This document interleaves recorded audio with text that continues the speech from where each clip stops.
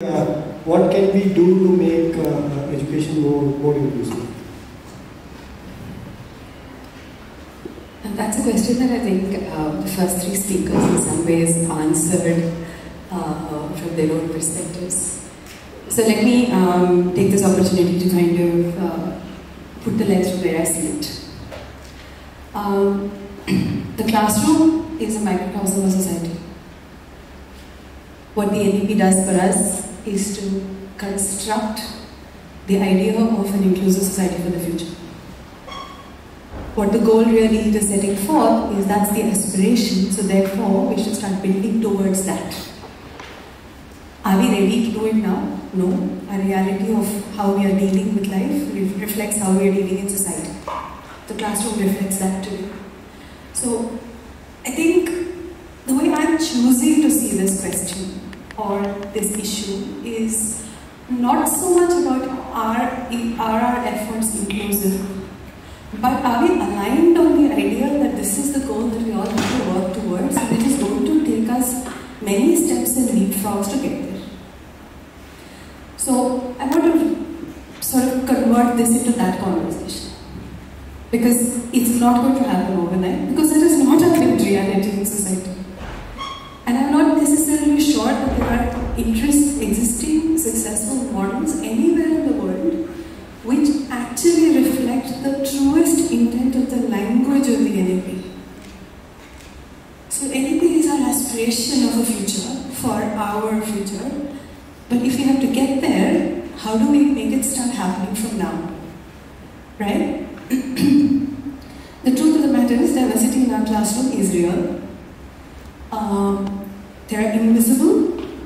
The only way this works is there is sufficient choice all around for everybody.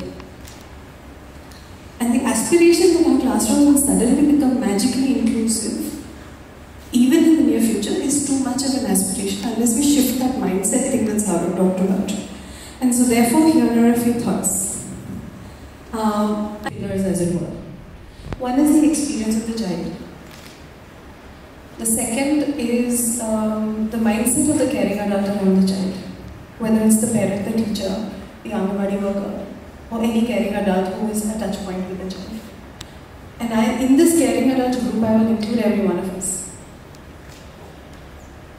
And the third, I would say, is resources that are available or spaces that are available for the child.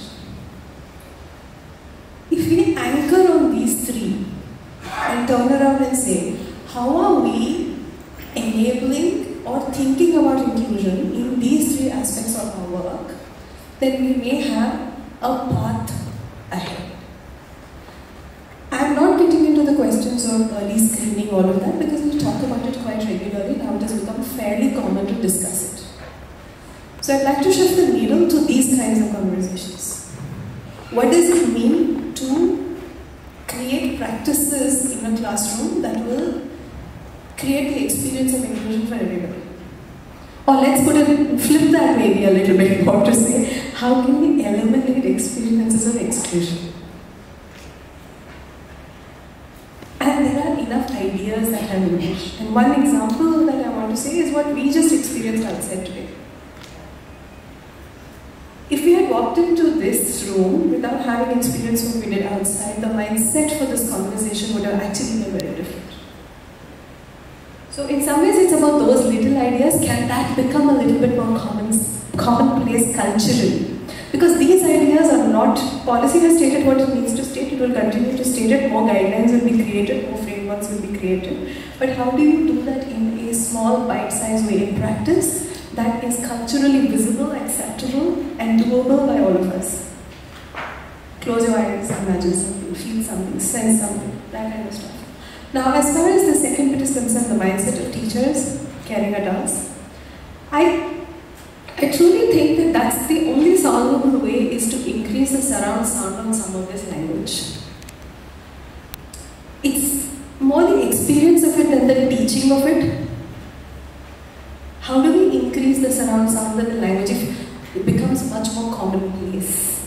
Not that you're doing something special, but this is what you do ab initio. Again, it comes down to experiences and practices. the do's and the don'ts in some way. Content, content, content. And I feel like the unsung heroes in the education ecosystem are content creators.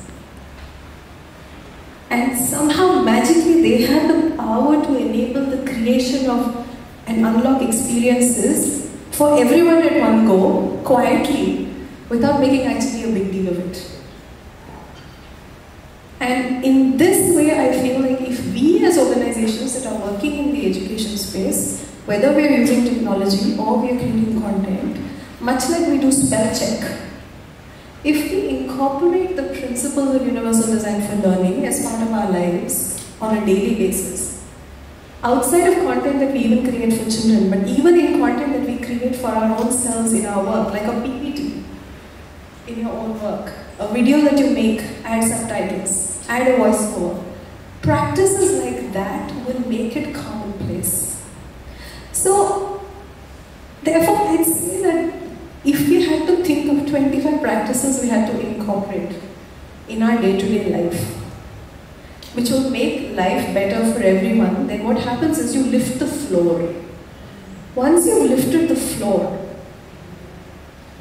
then it's a slightly different conversation in terms of where do you want to go from there.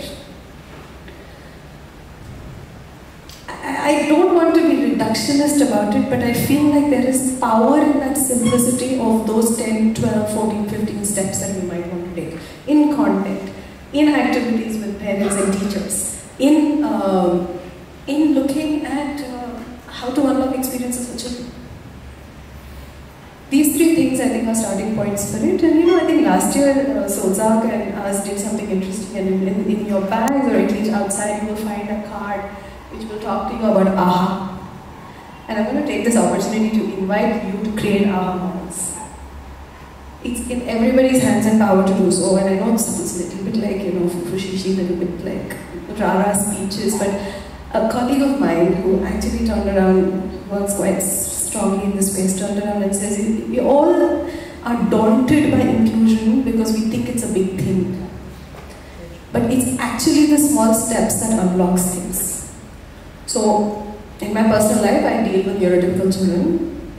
I have a colleague who's visually impaired. As a consequence of having to do all of this, the way you have to engage with the world changes in small, meaningful ways. It's that more than the big stuff is what I'd say. And technology is an incredible aid today.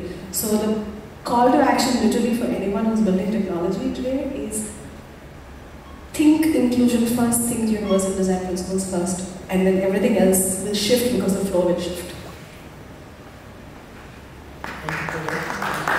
I think this issue of stigma and discrimination may be, addressed to some extent. And the last thing that I want to say, we've been talking about equity. We put that up as one of our important pillars. I would take it a step forward, and I think it's a matter of justice.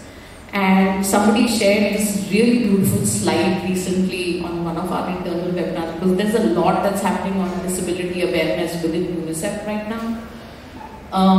You've all seen that picture of 3 people standing outside a fence and watching a match, where it's equal boxes for everybody, and then the equity is when the shortest person gets the maximum boxes. But the justice is remove that fence. And we have to figure out how we remove that fence, because so that these boxes are not even required. And it becomes normal for everyone. That is the normal, that everybody has access to everything. I think that's just really powerful. Articulating it as justice, which is at the core of essentially what we are trying to do.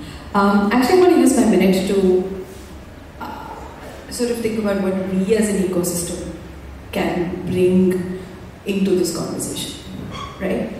One perhaps ask is bubble up the use cases, the problems. The fact that there are 47 fields that have to be filled up. If somebody is struggling to figure out to reimagine that differently, maybe that can become a problem for the ecosystem to solve. Where it could be thrown up into a community and say, can someone fix this? And see what emerges from that. In all my interactions with organizations that work with special needs, visits to special needs centers, and engaging with either parents or special educators. Every time I have walked away with ideas of what they need in order to take away some pain point or to make something accessible. This ecosystem knows its use case. If that could be bubbled up to become something as a statement for solving problems, which others could pitch in and do, we might be able to unlock the energy of a different ecosystem to solve for the problems of this. So that's sort of one case. You create use cases, highlight the needs. That's sort of something that I think we can do easily. And secondly, as an invitation, as much as we want governments to do something, what can we do for ourselves? Is there, for example, for content creation, for children, that is this going to serve the needs of different types of children? These are self-check and self-development mechanisms we can create, which doesn't need anything from anyone. So there are these are the few sort of things, ideas, and of course, particularly leveraging, I'm certainly bringing up the idea of use cases for multiple reasons. One, that the tech community can get actively involved in some of this when the use cases bubble up as problems that they can solve. So then you bring others into the conversation, much like the Microsoft example.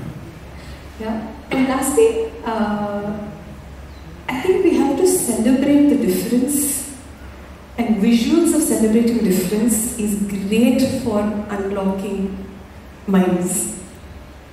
So maybe what we have to do is to use days like this to celebrate the joy of growth. The stories of everybody we've told, I think to kind of unlock that in some way would be also an important thing to do. I will leave you with an anecdote of a conversation that I had with recently, 2 weeks ago, with parents with a child who was on the autism spectrum. He was a government employee and she was a stay-at-home mother, up in the hills in past Dehradun.